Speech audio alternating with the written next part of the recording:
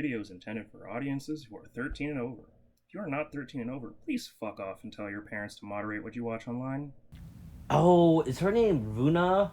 Because the Japanese cannot pronounce the L and R, so her name should actually be Luna, which is the word for moon, right? Which is related to the plot device of the Gal Ranger with Ryuki Zen-Aku, whatever the fuck his name is, right? And how he was a wolf that was transformed like a moon, and how she's a moon, right? And how she was taken over by the Oni, right? Who resembles Zen-Aku, right? Is that what it is? Was this episode just a big tribute episode to Gal Ranger, and everything? Is that what's happening? Was that the pun? Was that where this was all leading up to? Right. All right. Hey, it's number one. I was about to say Bakukage Sentai Bambu, but I realized, wait, hold on.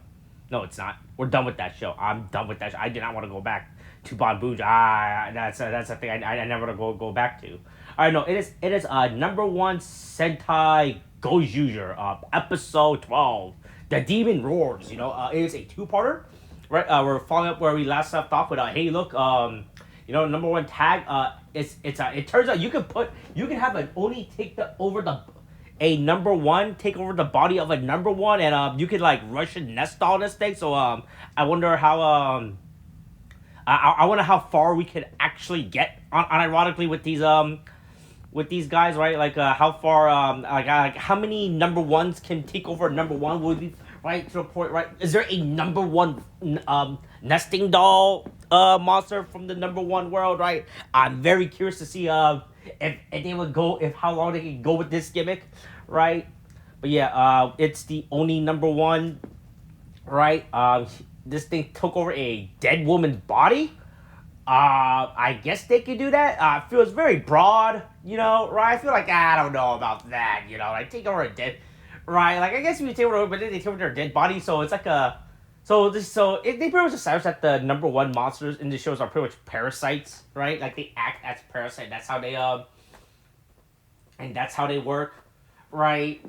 Right, and that's how they work when they take over a person's body. So I guess if the person's willpower is strong enough, right, they can take over them. But then so I guess they just need to get like in contact with the body, and that's it. And then what happens to the rest of the body afterwards does not matter, right? But yeah, so this is just a dead body that's just chilling in this in the Oni in the Oni body, sorry, there was just a dead body, chilling in the Oni body before it got taken over by the tag, which I think it's real funny how they did the whole animation bit again, right, when it got taken over. I don't know, I just thought it was real funny when he did that. But yeah, we're learning more and more about the number one world than we are learning about Bakugami, right? But hey, look, by next week's episode, I don't think, look, it's gonna change, right?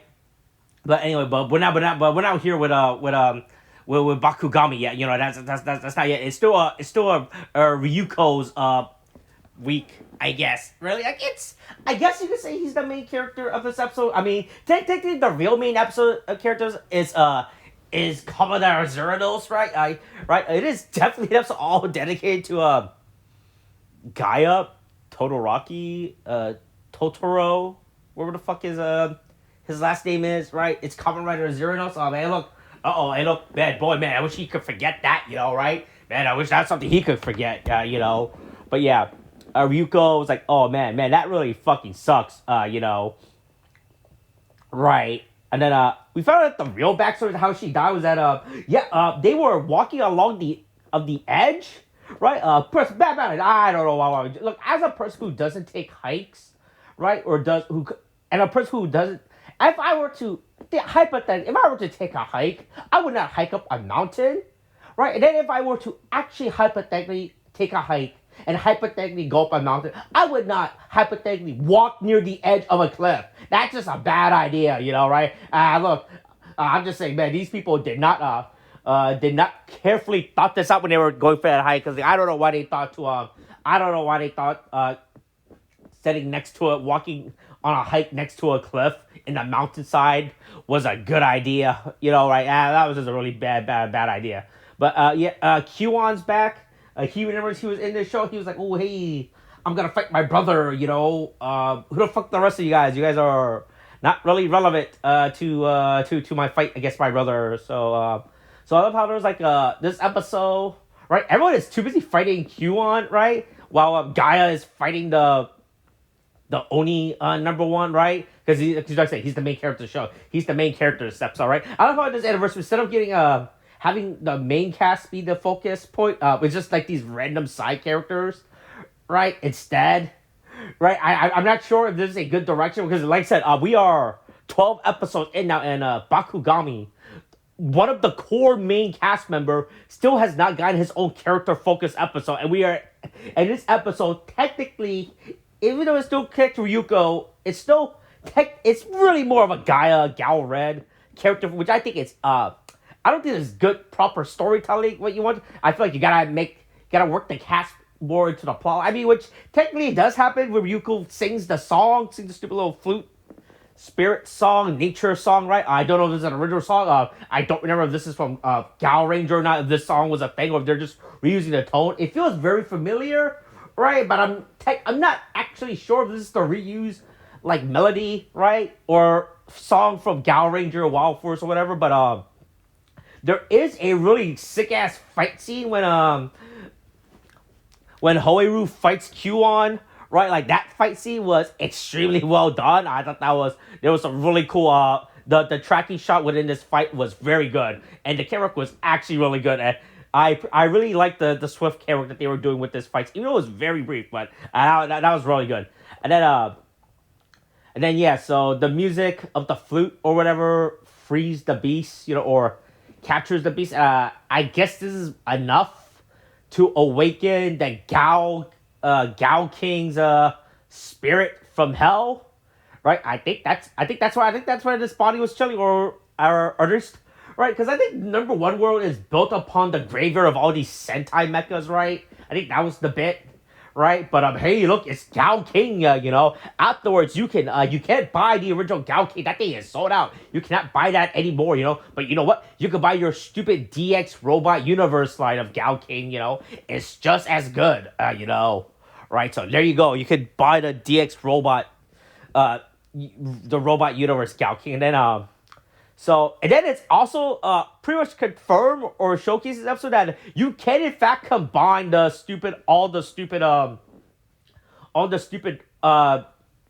Gozyuger's weapon to form I wouldn't say a Megazord, right? But like, so he can combine the Die Wolf Caliber with the Lion Buster 50, where the fuck this form is called. But yeah, so technically speaking, all 5 Gozyuger can combine to form a Megazord at some point with the Tenga Sword model. I don't know how that thing would look like. I've seen people mess around with the toy, right? Online, they posted like toy videos where they taken and combined it with the one thing. And this thing looks really fucking ugly and really looks like a fucking clusterfuck to where it just looks outrageous, right? So I don't know what the fuck they're doing. I don't know how well that thing is gonna work out, right?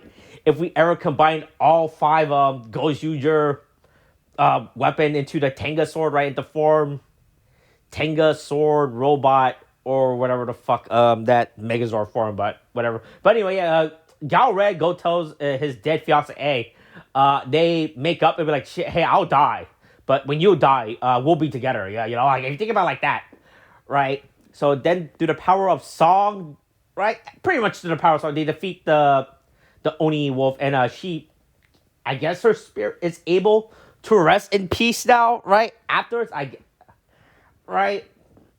Also, she just decides. Also, I like how they cut to her wearing like this weird random Final Fantasy priestess dress. Don't know what to do with that. But it is not the dress from that the priestess character from Gal Ranger wears, if I remember correctly. Like I said, I am not. Gal Ranger is a show that is fucking 25 years old, and I really do not want to go back and look up that fact, right? But anyway, yeah, the day is saved. They defeat the Oni monster. They were able to let a dead woman's spirit go to rest, right? So the day is saved, right? Gaia, Kamen Rider Zone says, hey, I don't need this. I'm gonna become Kamen Rider Z instead. After this, I'm gonna go on my journey and become Kamen Rider Z. I don't need your stupid little Sentai ring anymore. All right, so here you go. Here is my ring, and I'm just gonna go leave now. So all right, bye. And that was this week's episode. So like I said, so within the context of Gozyuger, for a Gozyuger episode, very bad. But in terms of like actual, if you ignore, like look at this episode from its own merit, it is a very good episode arc, right? I do appreciate that the episode arc that Gaia Todoroki Takoyaki goes through. So I like that. But within the Gozyuger verse, really bad, right? Because like I said, I don't know what the fuck they're doing with this Sentai season, right? You think this would be a season with focus on each ranger, but it's not really, right? I don't know what their whole anniversary gimmick is, right? What they're actually trying to achieve with this anniversary gimmick. It's not like in Zen-Kaiger, sorry, not like in Go, where they actively were moving like past Sentai storyline forward, right? Or in Zen-Kaiger, where it was just like a big shitpost, so it doesn't really, they were just referencing it. So I don't know what the story that they're ultimately trying to tell, right? I mean, I guess there's stories that they're trying to do like their super little challenge showdown, but I guess Galred Zeranos won his challenge showdown, right? My wish was to let my dead fiance's spirit pass. So the day is saved, I guess. All right, but I think this was a very good episode within its own vacuum, right? Right, of the storytelling was very good. There was a lot of good character, and they resolved that. Bad within the context of Gozyuger, right? Because I don't know but because I feel like nobody knows what the fuck is going on Gozyuger now, right? But hey, hey, look, but it looks like next week Bakugami might get an. Hey, look, it took him 13 episodes, but they remember that he's part of the show. All right, that's it for this week's episode. Okay, thanks, bye.